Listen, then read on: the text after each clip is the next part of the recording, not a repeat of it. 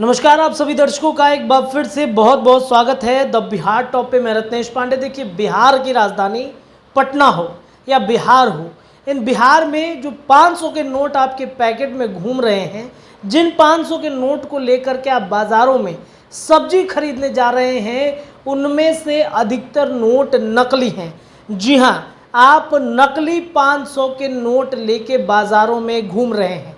ये हम नहीं, आरबीआई का एक जो डाटा है उसमें उसने चौंकाने वाली बात बताई है। बिहार के लोग, कई लोग जो हैं वो अब नकली नोट बाज़ार में लेकर घूम रहे हैं। चूँकि बिहार के बाज़ारों में 500 के जो नकली नोट हैं उसका जो सर्कुलेशन है वो बढ़ चुका है।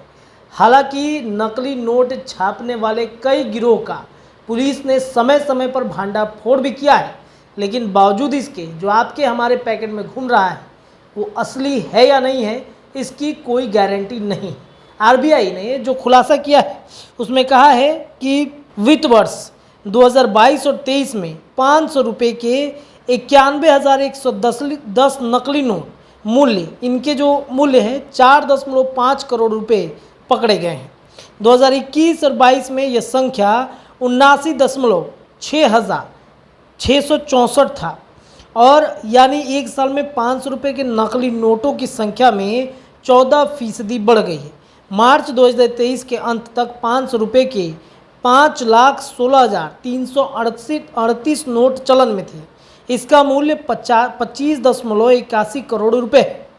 22-23 में कुल 2.25 लाख नकली नोट पकड़े गए। इनका मूल्य 7.9 करोड़ है। आपको बता दें कि 2016-17 में नोटबंदी के वक्त कुल 7.62 लाख रुपए नकली नोट पकड़े गए थे। इनमें 500 के नकली नोट 3.17 लाख थे, और अब देखिए जो है नकली नोट वो 14% बढ़ गए हैं। आपको बता दें कि 2022-23 में 1.36 लाख करोड़ के नोट चलन में थे। 21-22 में संख्या 1.30 लाख करोड़ थे, यानी नगद 4.4% बढ़ी। 2022-23 में 2086 लाख करोड़ रुपए के डिजिटल पेमेंट हुए हैं। 2021-22 में राशि 1,744 करोड़ की थी। डिजिटल पेमेंट 19.6% बढ़ गया है। क्रेडिट कार्ड से पेमेंट 47 ज़्यादा हुए हैं, जबकि डेबिट कार्ड पेमेंट 1.3 हुआ है। अब देखिए, इनकी वजह से फ्रॉड का जो था वो ख़त्म हो गया है, फ्रॉड ही ख़त्म हो गया है।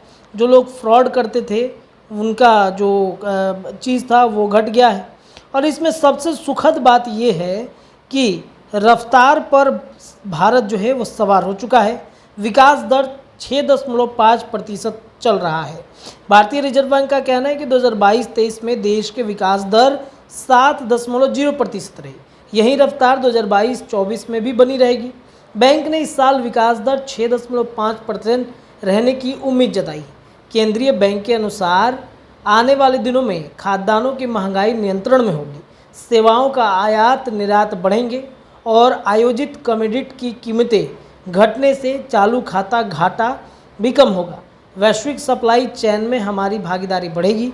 विदेशी निवेशकों के लिए अनुकूल स्थितियां बनी रहेंगी। इससे प्रत्यक्ष विदेशी निवेश बढ़ेगा। हालांकि वैश्विक अस्थिरता के चलते फॉरेन पोर्टफोलियो निवेश में अस्थिरता बनी रहेगी।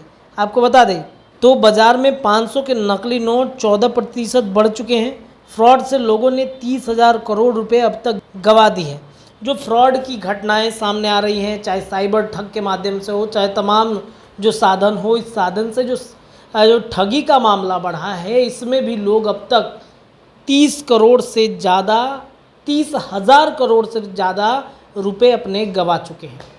तो फिलहाल रिजर्व बैंक ने ये डाटा जो है वो शेयर किया है, और रिजर्व बैंक के डाटा के अनुसार सुखद खबर भी है कि डिजिटल पेमेंट जो है वो लोगों के बढ़े हैं, और डिजिटल पेमेंट की वजह से फ्रॉड की जो घटना है उसमें कमी भी आई है। तो फिलहाल इस वीडियो में इतना ही। जो भी चर्चाएं होंगी लगातार हम करेंगे। इस वीडियो में इतना ही। देखते रहिए हमारे चैनल द बिहार टॉप। धन्यवाद।